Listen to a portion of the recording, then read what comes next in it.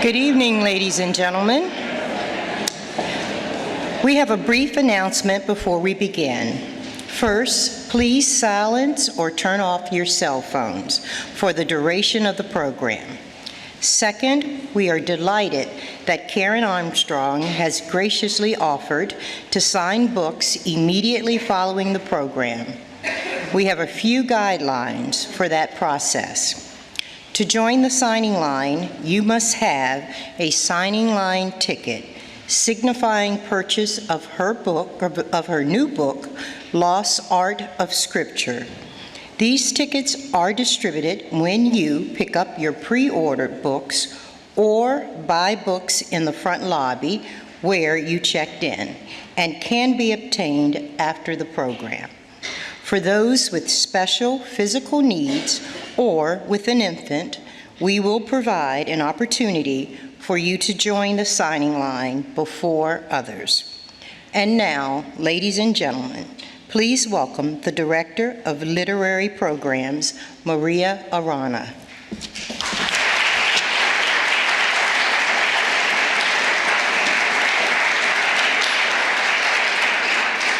Thank you very much, and welcome. Good evening. I am the Literary Director for the library, and it's a joy to welcome you here this evening. How many of you are at the library for the first time tonight? Well, double welcome to you. And how many of you attended the Library of Congress's flagship event, the National Book Festival? Nice. I'd like to see that. Welcome back. And how many of you have attended one of these, National Book Festival Presents? Good. Keep coming back. We like you. Thank you so much. Well, welcome to the Library of Congress's National Book Festival Presents, a vibrant new series of programs inspired by the National Book Festival and meant to bring you into the heart of this historic, dynamic institution, the Library of Congress, your national library. This is a brand new effort through which we hope to spark conversations, engage, inspire, and entertain you with some of the most diverse, provocative, and notable writers of the day. In every program that we put before you, say from the children's writer Dave Pilkey, to a conversation with the Haitian-American wonderful literary novelist Edwige Danticat, to the program you've come to hear tonight, we mean to connect the works of living writers to a larger history, a deeper understanding. We delight in making those connections for you, and we delight in provoking the kind of exchanges that make all of us more informed and mindful citizens. You're part of that collective mission by being here tonight. Thank you for joining us, and thank you for helping us carry this torch. I hope you've taken a moment to look at the display of religious texts our curators have put out together for you next door, and perhaps you've taken a tour of some of the library's vast holdings that will make tonight's conversation come alive for you. So we try to incorporate these features in every program, and we want you to experience the depth and breadth of this library, of your library.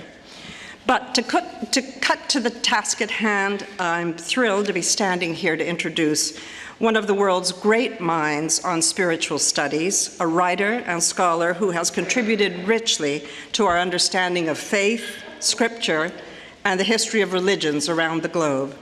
She is, of course, Karen Armstrong, the current ambassador for the United Nations Alliance of Civilizations. In the event you don't know what that alliance is, it's a dedicated, ambitious body within the United Nations that mounts action internationally against any form of extremism. Karen Armstrong would like to make the world talk to one another. It's an alliance that nurtures communication and strives to diffuse tensions between those who profess different faiths. She's also one of the forces behind the Charter for Compassion, a campaign that she began about 10 years ago after she won the TED Prize, The Charter for Compassion is a publicly created document in more than 30 languages that urges the peoples and religions of the world to embrace the essential values of compassion, so fundamental to many of the world's core beliefs, no matter what your religion. Karen Armstrong began her career as a religious sister, a member of the Roman Catholic Sisters of the Holy Child in England, from which she separated when she enrolled in studies at St. Anne's College in Oxford to study English literature. She has been a teacher, a historian, a writer, a television personality on religious issues, but always and above all, she has been an explainer, a connector. The lesson throughout in her new book, The Lost Art of Scripture, is that the world's major faiths and religions have more in common than you might think. The differences over which wars have been fought and the hard hatreds that have been made harder are, if you study the very heart of Scripture, actually very few and surmountable. It's a hopeful message. Karen Armstrong is the author of the best-selling History of God. She has given us consistently brilliant, deeply researched and thoughtful works, among them Through the Narrow Gate, Tongues of Fire, The Holy War, about the Crusades, Muhammad, a biography, Buddha, Faith After 11 September, 12 Steps to a Compassionate Life, and my own favorite, her gripping memoir, The Spiral Staircase, My Climb Out of Darkness. Now she gives us this timely and important new work, The Lost Art of Scripture, a book that explains where faith resides in our brains and our hearts. It is, in short, an examination of the way sacred texts have been co-opted by hardliners and fundamentalists around the world who insist that these books should be taken literally at their word, when in fact, as she argues so well, sacred texts are works of art. They are tools to approach the divine, roads to a higher consciousness. They were never meant to be rigid and unbending, written in stone. She's here to tell us about this clarifying work of history in a time of intolerance and mutual incomprehension. Her voice is at once a comfort and a clarion call. At the end of her talk, we will take your questions. I hope you will formulate them as she speaks to you. Please help me welcome the prodigiously talented writer and thinker, Karen Armstrong.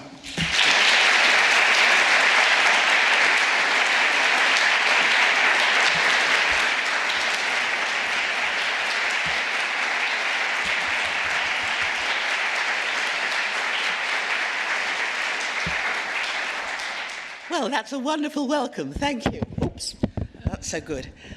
Now, why is Scripture a lost art? Well, first of all, let's think if you're reading a book like Pride and Prejudice. You're not astonished or even dismayed to hear that Mr. Darcy or Mr. Bingley never existed.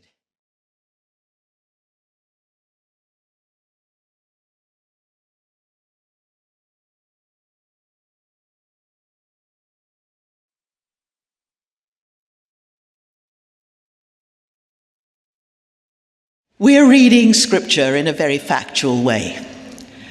We're factual people. In the early modern period, we started turning in Europe and over here in the United States towards reason, logic, the Enlightenment. All of these things, and science particularly, have done wonderful things for the world.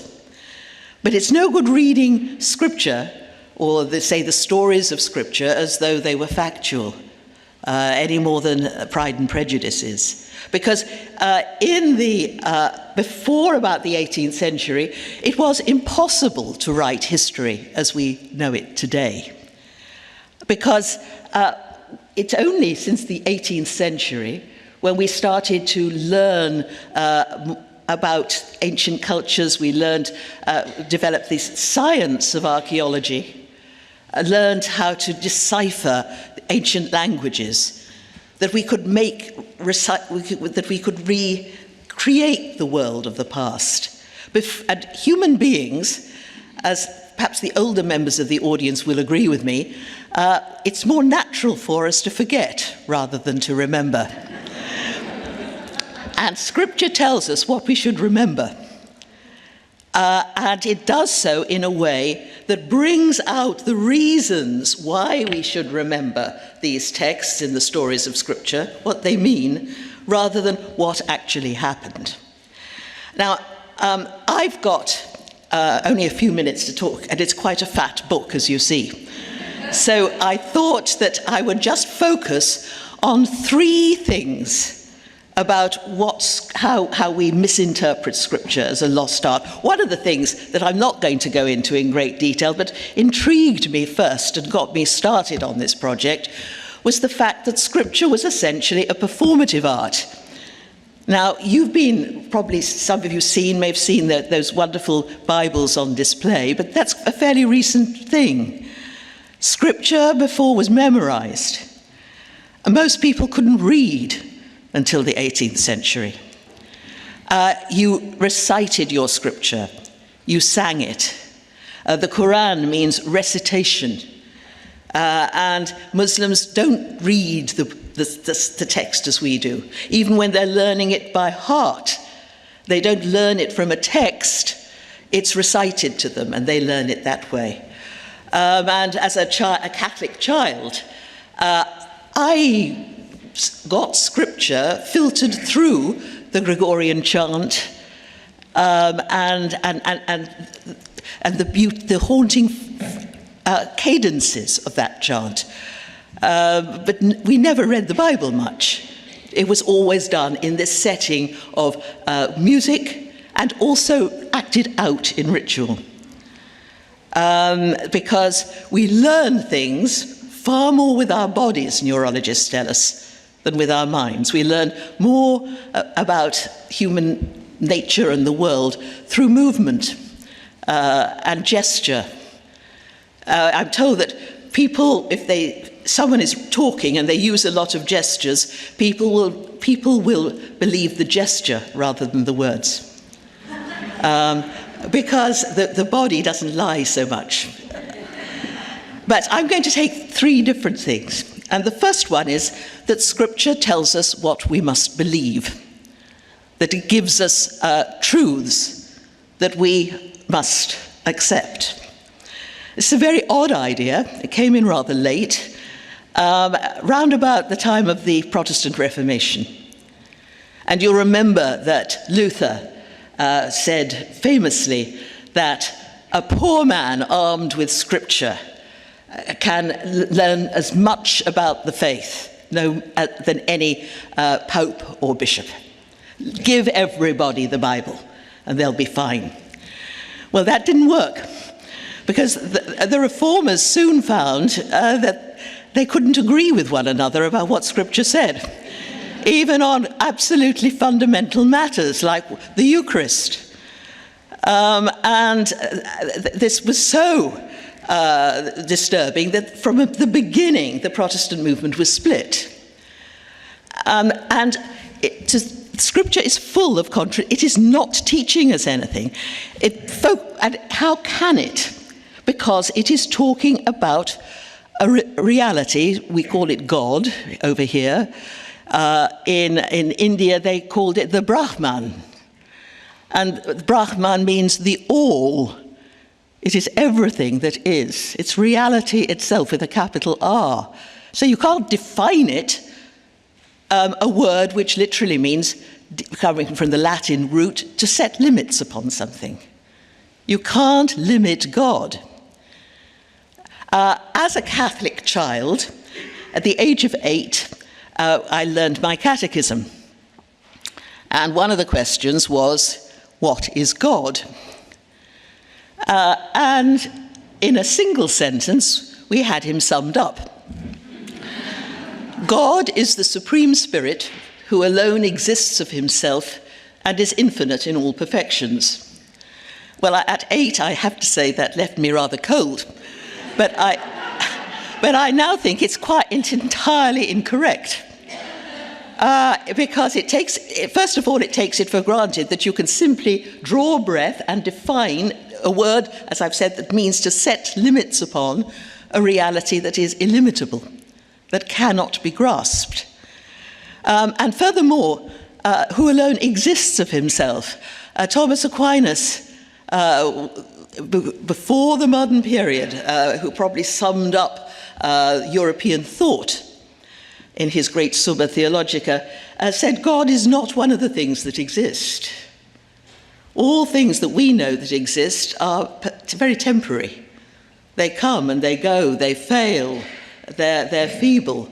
God is esse se ipsum, he says, being itself. Like the Brahman, that force of life. And it's certainly not a he, who alone exists of him and is infinite in all. And it tells you nothing about God, and neither does the Bible. And I just want, because we've only got a little while, I just want to take one scripture that you probably, many of you will know well, the book of Genesis. In chapter 1 of Genesis, the famous chapter 1, we have a portrait of God, everything a God should be. There he is, in total control, totally powerful. He simply has to speak and it comes into being. Unlike other creation stories, which the Bible also includes, God doesn't have to fight any terrible monsters, sea monsters, in order to... creation's no great struggle to him. He speaks and it is done. And God is totally good and fair.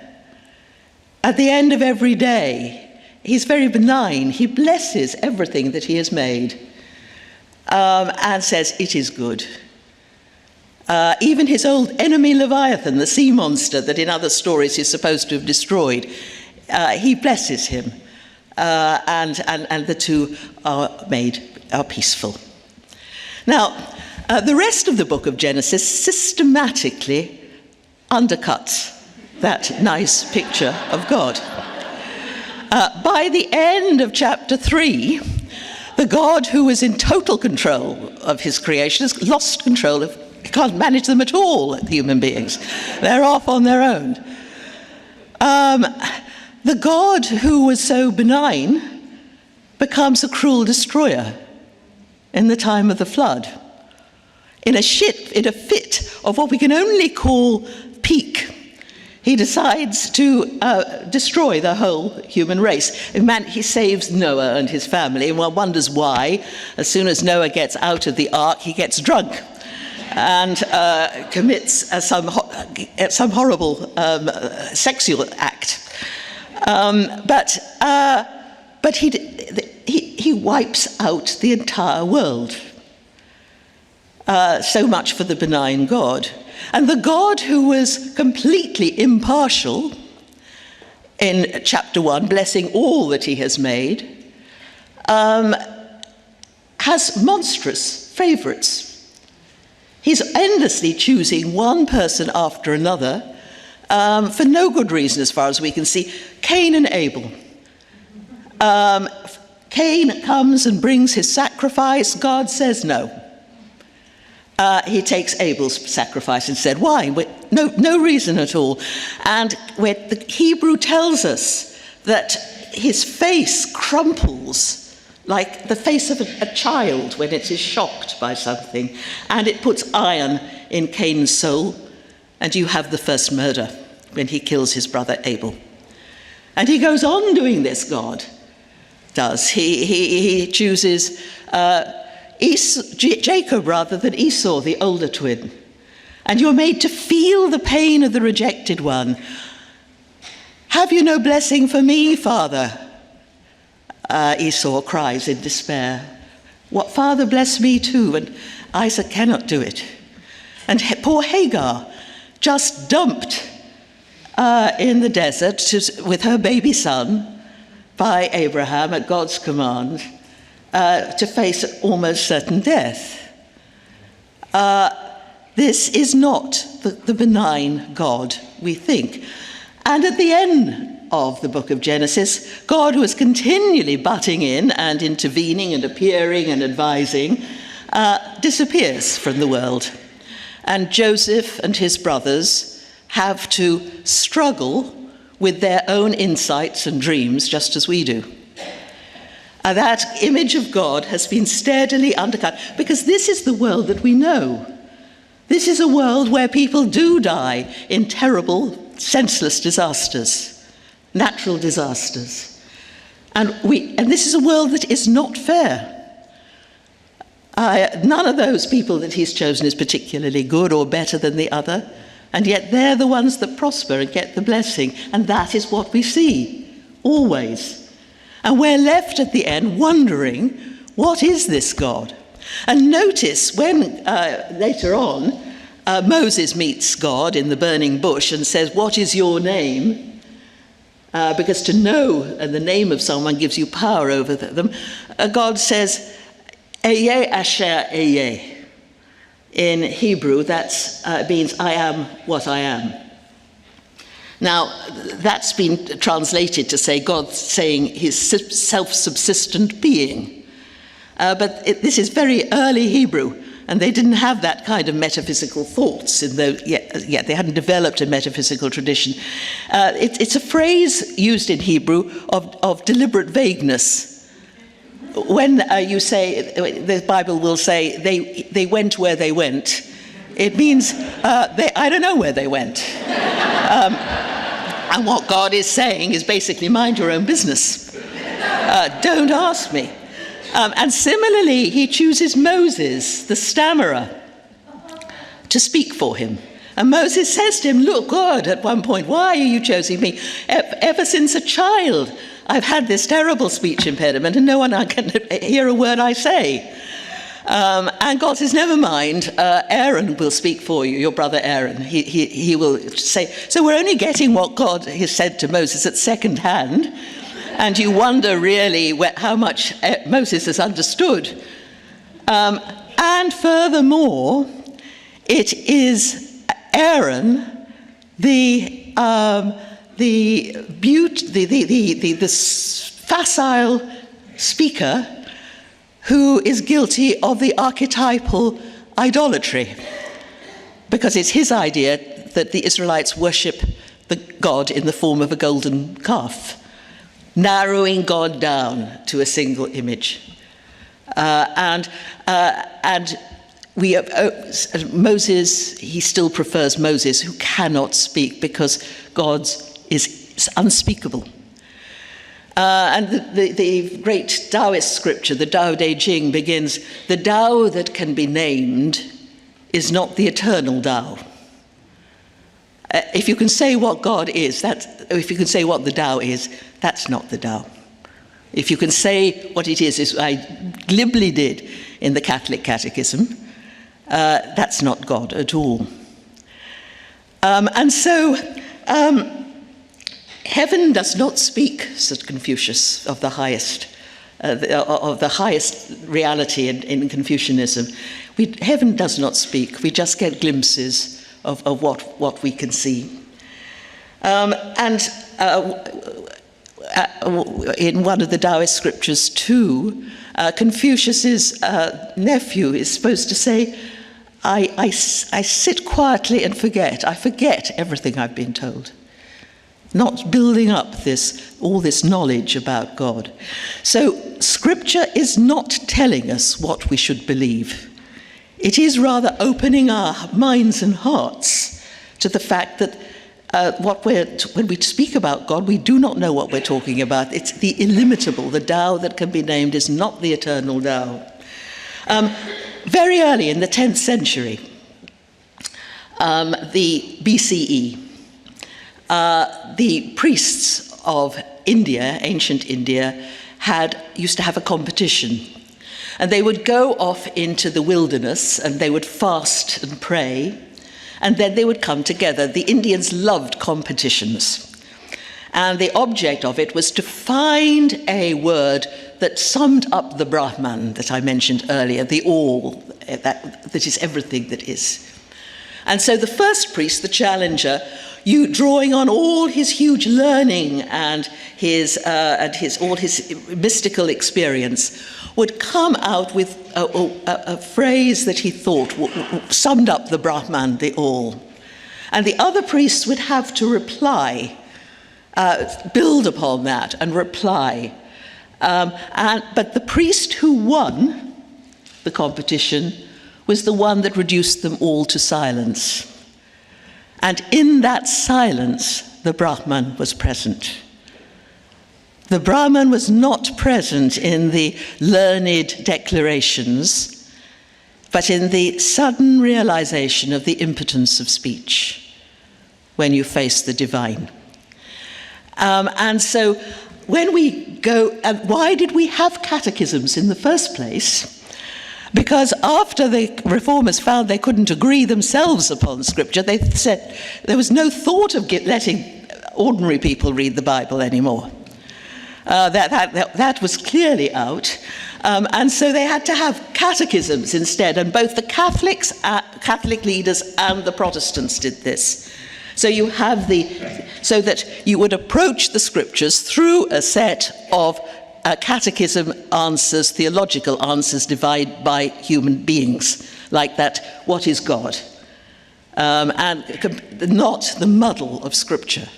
One of India's favorite scriptures is the Mahabharata, a story, a terrible story of an appalling war. It's hard to see any light or glimmer of hope in it at all. Even at the very end, when the heroes all go to heaven, it's not clear that there is a heaven at all, actually.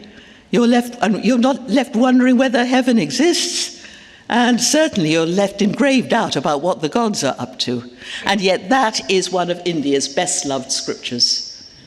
Because instead of giving us answers, it plunges us into obscurity. Get rid of your catechisms and let yourself see the ambiguity of scripture. Yeah, okay, point 2 here. Scripture does not expect us to go back to the original meaning of the text. Now, in modern scholarship, that's what we do, isn't it? We go back to find the earliest account of something or the earliest version of a story or something. We go back to the original text. And indeed, that's what the Protestants reformers wanted to do. They wanted to go back to the early church, to reproduce the early church. But there's a problem about that because they were men and women of the early modern period, not the first century of Christianity.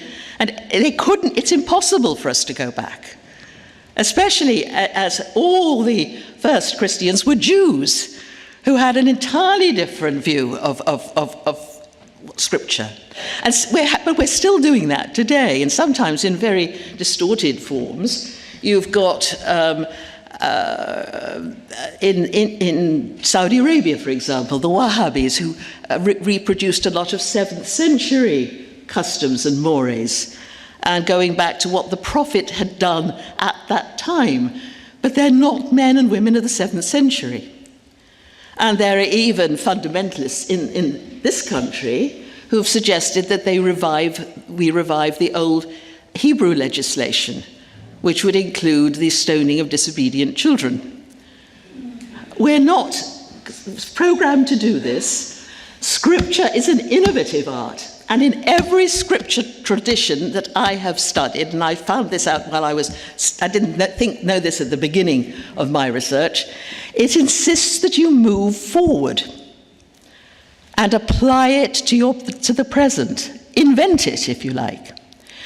The Jewish people, after they lost their temple, which was destroyed by the Romans in the year 70, could not read the old Hebrew texts in the same way, and again, because the whole of their spirituality had centered around the temple, and there was a terrible hole right in the heart of the scripture. But they didn't just chuck it out. They developed something called midrash, which means to go in. It comes from a verb, darash, which means to go in search of something. So someone would come to one of the rabbis and ask him a question, and he would answer it by taking a verse from the book of Psalms, say, or another verse from one of the prophets, and then perhaps another from the book of Genesis, texts that have no relation to one another, bung them all together, and there you've got an answer that answers this particular question. So it was inventive.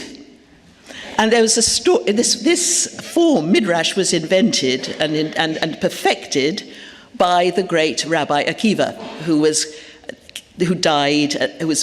killed by the Romans in the early 2nd century. And there was a story told in the Talmud about it, that the fame of his brilliance was so great that it reached heaven. And Moses got to hear about this, and he was intrigued. So he wanted to find out what was happening. So he came down to earth and attended Rabbi Akiva's scripture class.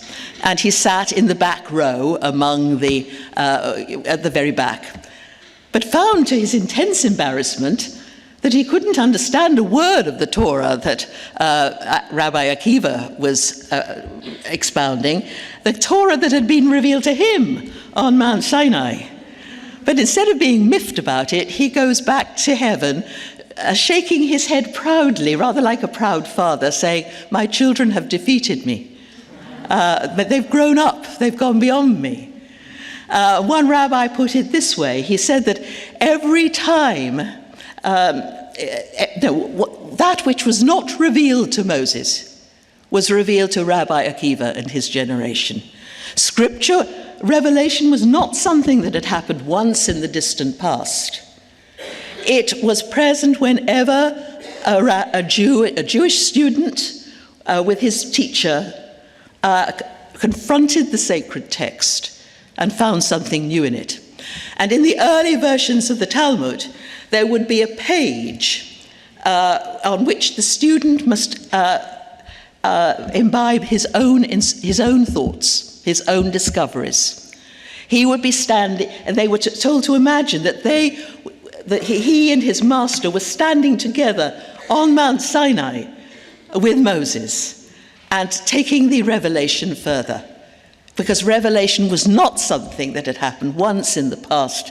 It happened every time a Jew confronted the sacred texts. And the New Testament, the writers of the New Testament, Matthew, Mark, and Luke particularly, have formed their own kind of midrash. Theirs is a little different, more like the sectarians in Qumran by the Dead Sea, which saw their own movement predicted in the past. And Matthew, for example, never misses a chance of taking a bit from the Old Testament, as they called it, and applying it to Jesus. He quotes the prophet Hosea and said, "I took my son out of Egypt." And well, obviously, Hosea was talking about the exodus of Egypt with Moses. But no, Matthew applies it to the baby Jesus, who was forced to flee King Herod. But when things died down, he came back to Palestine and he was brought out of Egypt. That's just one example. There's one story in the Gospel of Luke, the 2nd century, early 2nd century Gospel, which shows how this worked. This wasn't just a clever dick stuff. It was something that was profoundly emotive. After the crucifixion, 2 disciples distraught. They thought Jesus was going to be the Messiah, and he died this terrible death. And they're leaving Jerusalem and going to the nearby village of Emmaus. And they're sad and distressed, obviously. And a stranger approaches them and says, "Look, you're awfully upset. Is there anything I can do to help?" I'm always relieved that those disciples weren't sort of stiff upper-lip Brits who would have replied cheerily, "Oh, no, thanks, we're fine." And that would have been the end of the whole story. But they do. They themselves vulnerable. And this stranger would have laughed at them. But they say, "We thought Jesus was the Messiah, and look what's happened." He said, "Oh, slow of heart." And then starting with Moses, He goes through all the scriptures, showing how it applies to Jesus and all predicted his crucifixion. Well, the scriptures say nothing of the sort. This is more inventive midrash. And at the end, you know the end of the story, they have supper together. When the stranger breaks the bread, they see that it's Jesus and he disappears. And they say, and this is the important bit, did not our hearts burn within us when he opened the scriptures for us? Their hearts swelled with joy, and this was an emotive, insightful thing, not just a cerebral cleverness. And that's, Luke is saying, is how we will see Jesus today, in the breaking of bread, in this inventive scripture, and when we reach out towards the stranger for help. So Ibn Arabi sums it all up. He said that every time, Ibn Arabi, 12th century, wonderful Jewish Muslim mystic and philosopher, every time you recite the Quran, a piece from the Quran, it should mean something different to you. And if it doesn't mean something different to you, you're not reciting it correctly, because you're not sufficiently in the moment to say what you're going to do. Now, finally, I'm looking at the time. There's a lot of spirituality today that is all about me. I'm not condemning any of this, but yoga, for example, it was not designed as a sort of aerobic exercise. It was designed to get rid of ego. That selfish thing, part of us that always turns everything towards ourselves and is always thinking about ourselves. Let the ego go. And similarly, mindfulness. The Buddha designed mindfulness and told his monks to practice it, not so that they could feel more centered in themselves, but because they would realize their selves did not exist. The self was a fiction. It had no reality. There's scripture is not about me. It can't just tell us about our own private internal spirituality or our relationship with God. It must issue in practical action. And the story about the Buddha, we often see him, don't we, in lost in contemplation, in yogic trance. And he did do a lot of yoga. But there's a story about him in the Buddhist scriptures that when he had achieved enlightenment, he was basking in this newfound peace. And the inconvenient thought occurred to him that perhaps he should teach other people about how to do this. And he thought, well, no, I'm not going to do that because it's very difficult. It means you've got to let the ego go, and most people are just not going to be interested in that. I'm not going to do it. At which point, Brahma, the highest god in the highest of heavens, gave a terrible cry. And he said, then the world is lost. The world is utterly lost. And he descends from heaven, and the god kneels before the enlightened man. And he says, Lord, please preach your method. Look at the world. And the Buddha, we're told, looked at the world with the eye of a Buddha and saw the pain of the world. And spent the next 40 years, we never see this, but it's in the scriptures, tramping round the towns and villages of India, helping people to deal with their suffering and the way to overcome it. This is all the scriptures tell us to act. Later, he would tell his monks to do the same. After achieving enlightenment, he said, you must go back to the marketplace, immerse yourself in the pain and nastiness of the world in order to assuage it. You've got a job to do.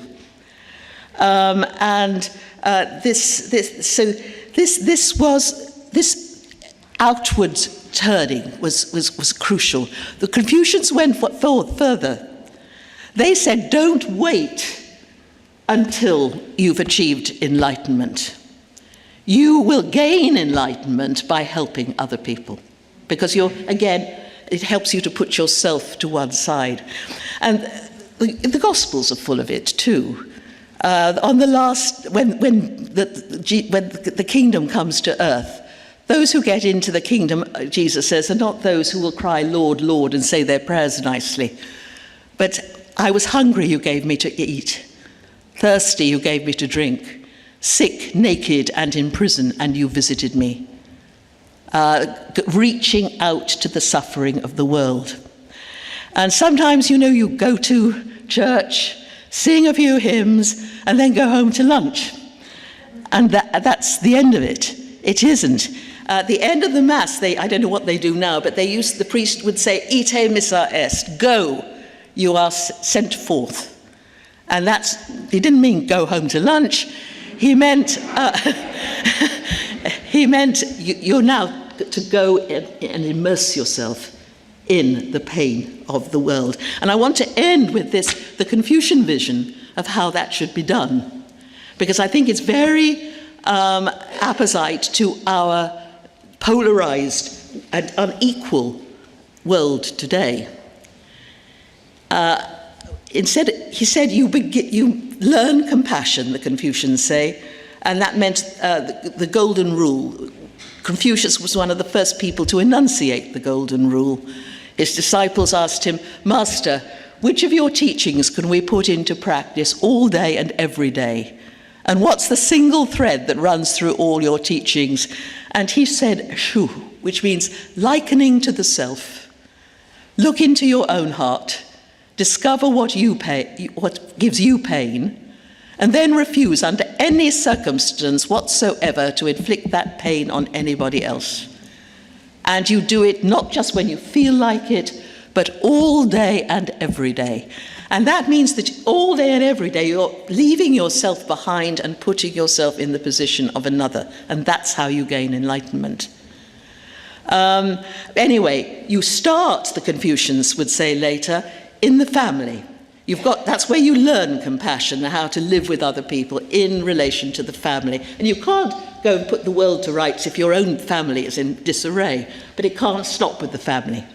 You then move out into the next circle, the city in which you dwell. And look, ask yourself, how many people are sleeping in the streets this year?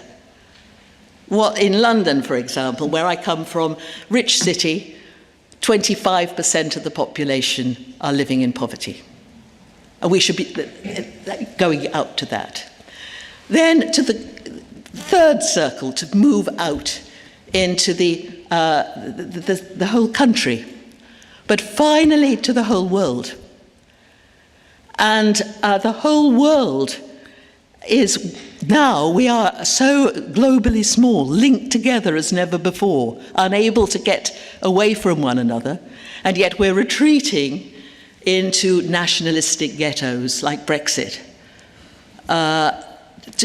moving away from the fact that we have that outward reach towards the whole world. So that's what the scriptures are saying. Not just focus, just to sing a few hymns, not to slavishly find out what scripture said 500 years or even 1,000 years ago. What is it saying to you now? How will it heal the moment now? And remember that it will tell you nothing about God. It will make you realize that when you're before the divine, you've come to the end of what words and thoughts can do. Thank you.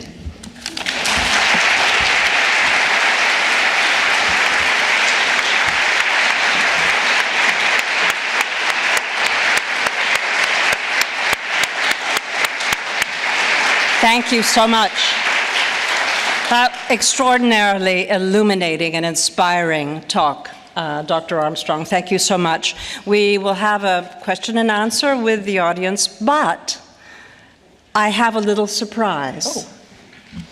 And I'm going to ask my colleague, Mark Demunation, one of the great curators of this library, to present it. Mark?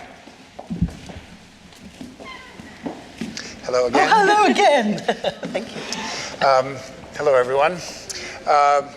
You will recall you came through and we had the opportunity to show you some sacred texts from supervision. I have. And those of us who are fans of yours know that we've been on this journey for many a book in which we've learned that the sacred text changes over time and place, both in terms of use and meaning.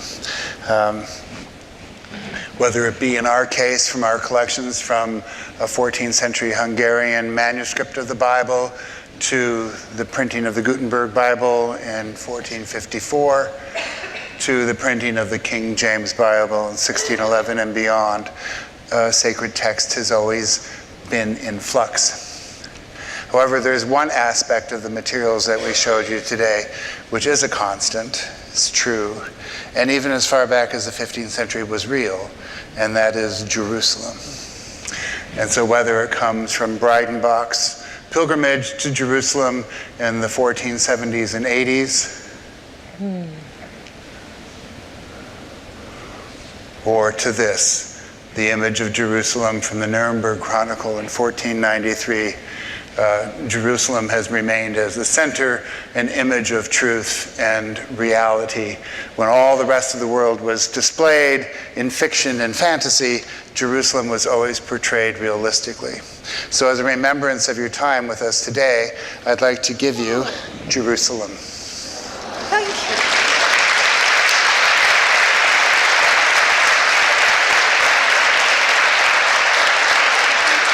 Lovely to see you.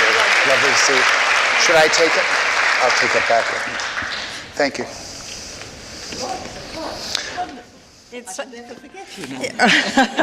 It's so wonderful when we can connect what we have in this vast library with something that you've just said. So that's a thrill for us.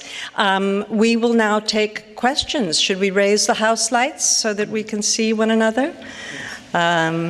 Questions for Dr. Armstrong. We have microphones floating through the room, and they will be happy to hand you a microphone and give you a voice. For your talk. Do you think humanity has finished writing scripture? Do you see us creating more scripture? I think.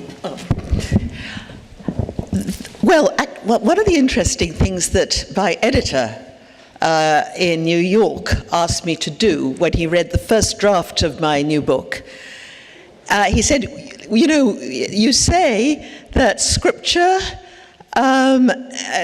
starts going off in the modern period when we start getting all analytical and scientific about things. And yet scripture's an art form. Perhaps there are artists who, at that time, were writing scriptures better. And I had fun with this, and I was right.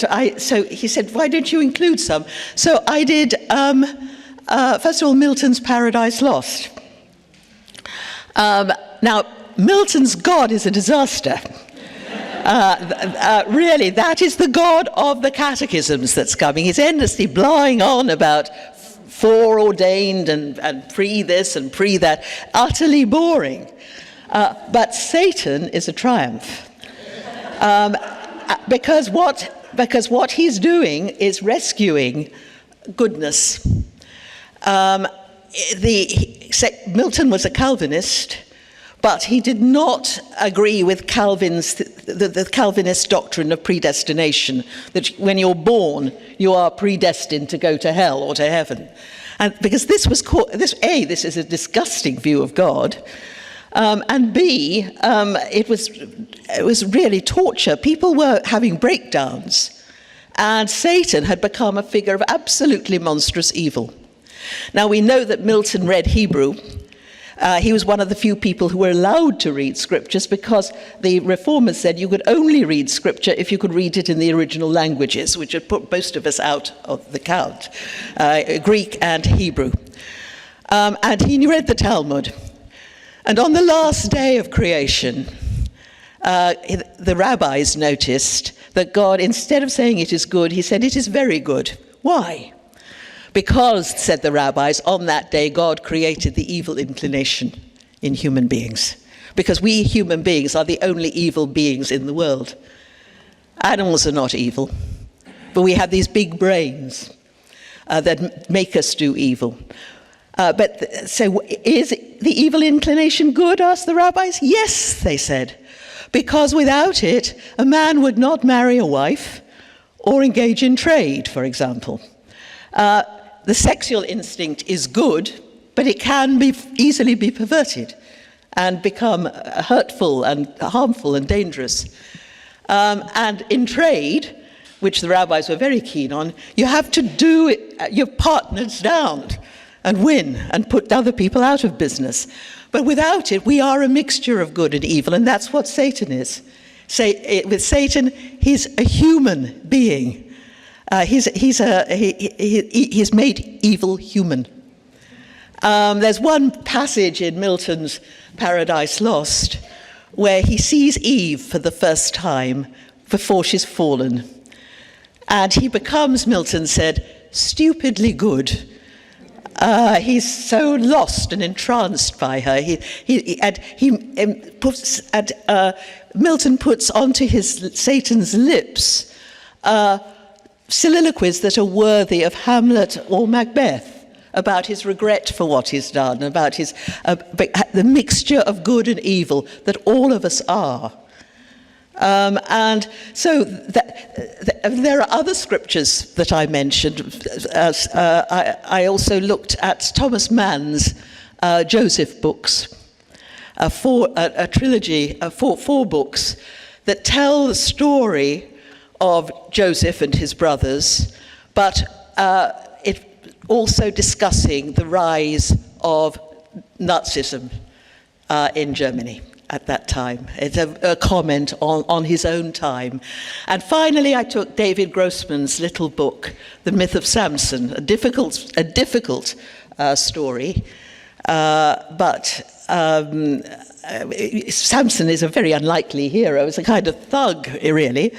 But Goldman does, if you want to see what Midrash is like, you see it with Goldman. He takes Grossman rather. He takes every single sentence and comments on it, and comes out with some beautiful thoughts about human nature in the person of that unlikely hero, Samson. So, yes, I think we can probably... there are attempts to find scriptures, new ones. They can become rather sloppy and sentimental, but when they're applied with rigor in the way that Milton did, and Grossman and Mann, and you have an intelligence that makes you see the scriptures differently and applies them to your own age. It's a wonderful combination of scripture and literature. Thank you for that complete answer. There's right over there. Hello, my name's Chuck. I had a quick question. Given the fact that we're in the world's largest library, and tonight you've reminded us that throughout the history of writing, the primary way we've communicated, taught, and learned was through oral technique, much of which we've probably forgotten since we've engaged in writing so much, since not only the invention of the press, but everything you talked about a couple centuries later. Do you see that in modern technology, social media, the world of all the various devices that we are shifting in some historic way away from understanding and communicating in writing to something that is morphing to some combination of something that's less writing and again becoming either more oral or visual and something different that we've experienced before? And are we moving into a new way of communication that may be something similar to the ancient but not quite? Well, you may well be right. I'm not very hot on social media, I'm too old. Yes, you may well be right. What slightly worries me, we were talking about this earlier, about the phone, is that we're never in the moment anymore, though. I was telling a story. I was in Singapore recently, and I was in a restaurant, and a couple came in to have lunch together, and they sat down at the table and immediately took out their phones and started talking to other people, which they did for the entire lunch. And then when the guy's lunch arrived, he took a photograph of his hamburger. So he could say, we had lunch and this was the hamburger that we had. Instead, Scripture is asking us to be in the moment. And very often, when you see people, I see them walking up and down my street, which is a very pretty 18th century street in the middle of London, beautiful curve. And they're not looking at it, they're yaktering on to somebody on the phone.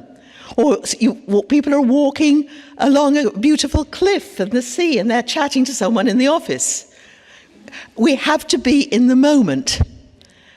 And I worry too in social media about the ugliness of some of it, the bullying, the fact that children are sometimes being driven to suicide by the unkindness, because you don't have to look someone in the face and tell them something horrible. You can do it anonymously without taking the consequences.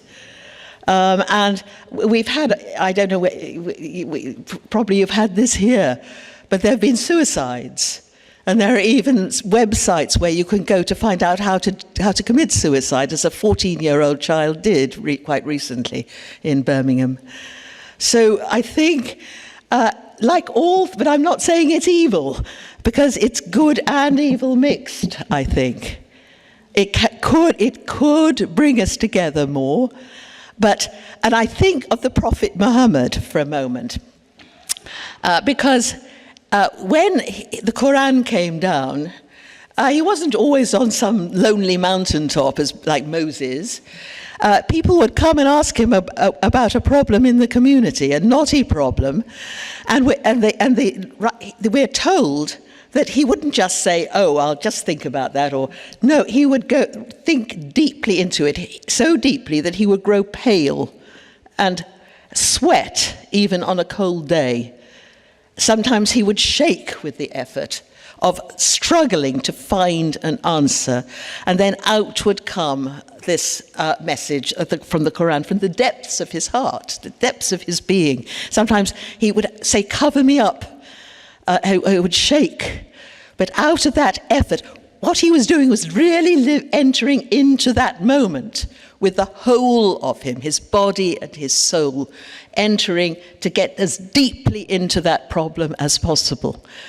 And I fear that the whole idea of the tweet in whatever characters it is I think this could become a simplification as well as an escape from the present moment. The present moment is all we have. We might all be dead the next moment if something happened, or a terrorist suddenly marched in. We don't know. And the scripture tells us to live in that moment.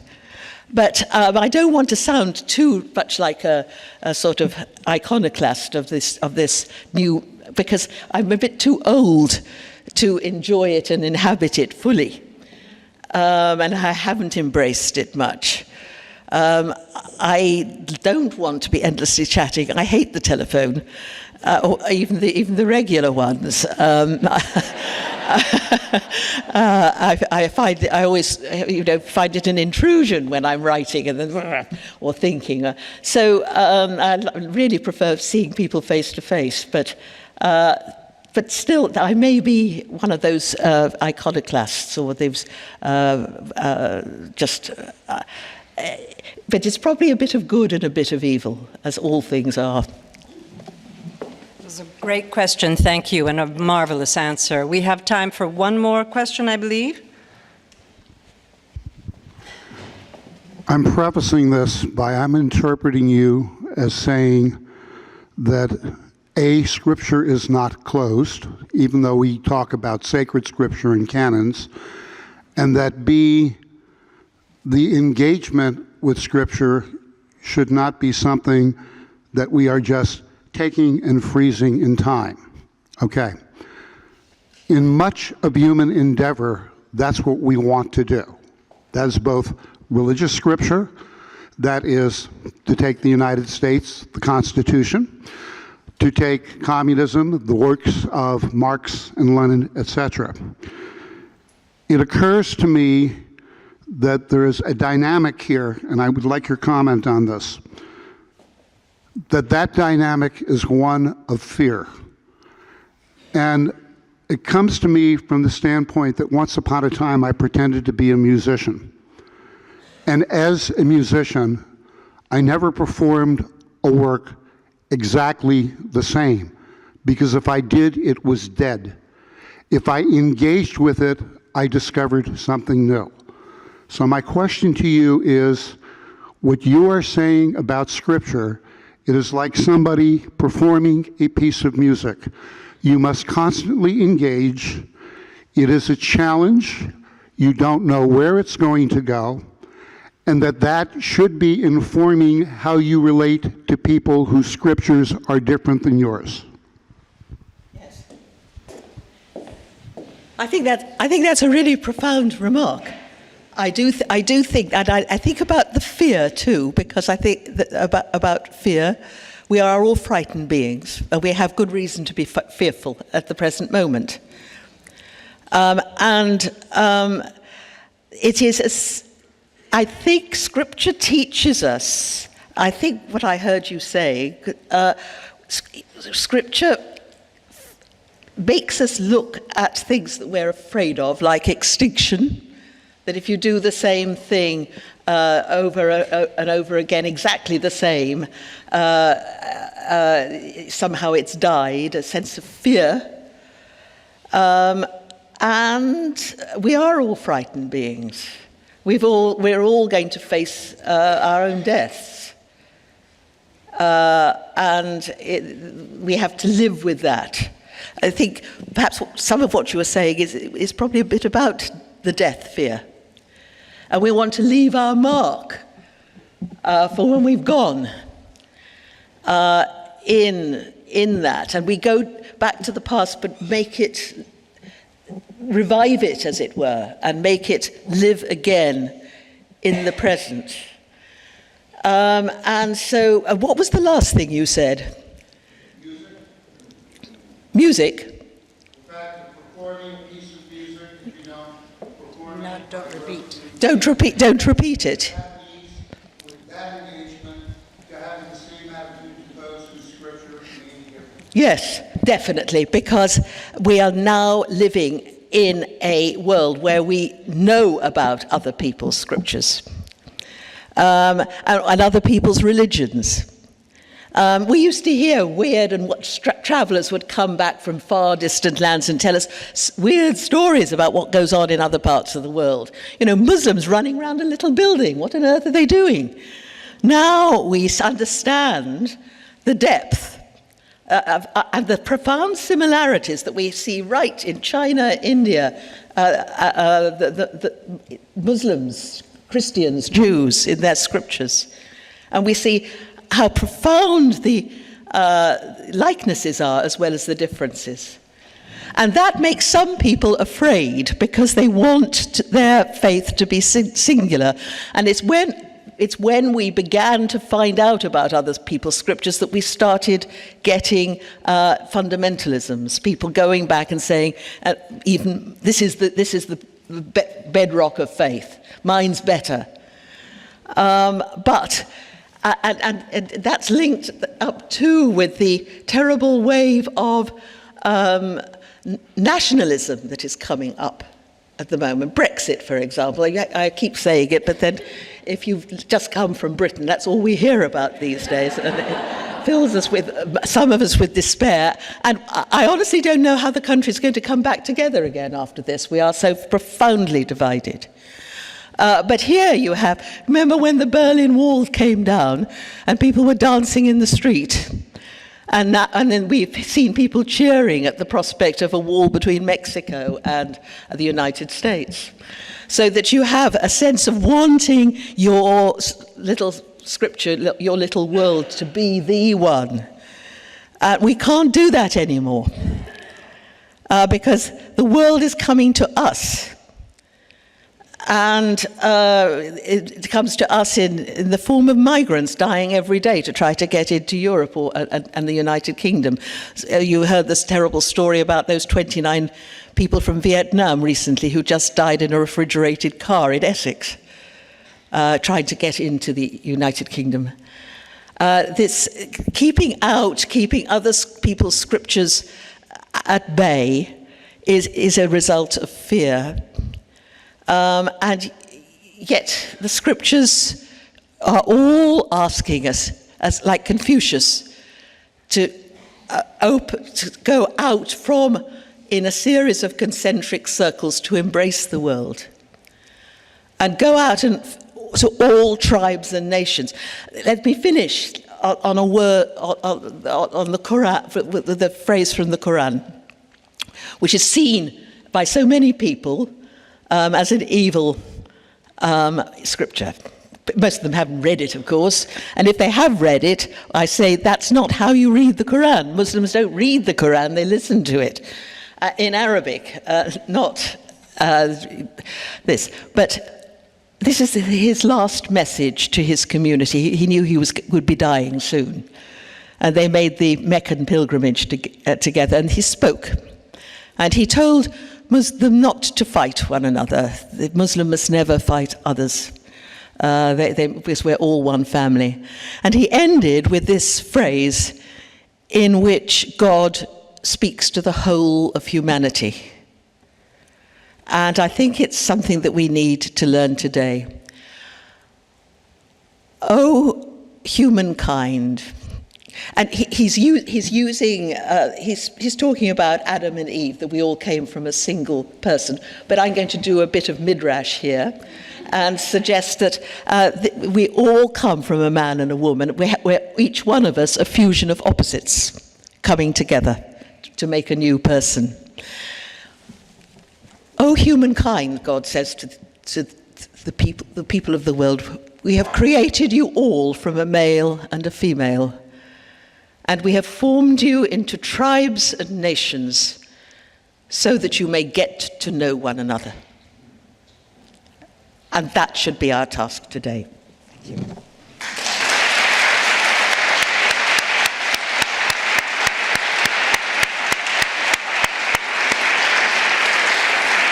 Dr. Armstrong, thank you for that enlightening talk in which you have brought us down deep to places where we don't usually go, and then brought us up to an illuminated explanation of faith and its true roots. Thank you so much.